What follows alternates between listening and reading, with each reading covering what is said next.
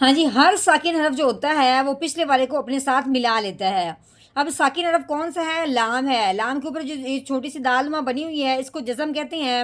جزم کا لام کے اوپر آنے کی وجہ سے اس کا نام ہو گیا لام ساکن۔ ہاں جی، اب جو بھی ساکن حرف ہوتا ہے وہ پچھلے والے کو اپنے ساتھ ملاتا ہے۔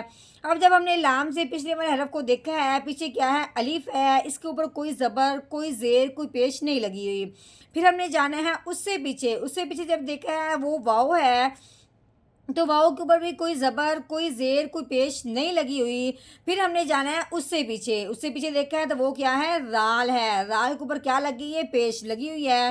اب ہم نے کیا کرنا ہے کہ اس رال کو اس لام کے ساتھ ملانا ہے اس جزم کی وجہ سے، کیونکہ ہر ساکن حرف پچھلے والے کو اپنے ساتھ ملا لیتا ہے، لیکن ان کے درمیان میں جو واؤ اور الف ہے اس کے اوپر کچھ نہ لگنے کی وجہ سے اس لیے ہم نے رال کو لام کے ساتھ ملا کے پڑھنا ہے۔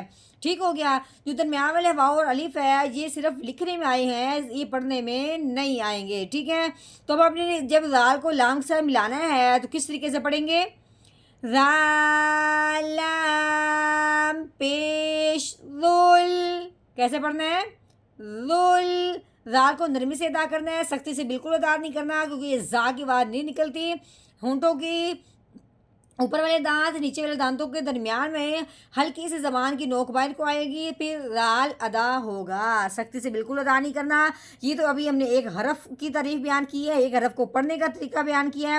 جب انشاءاللہ ہم مکمل سبق پڑھیں گے تو آپ کو ایک ایک بات کی انشاءاللہ وضاحت محسوس ہوگی۔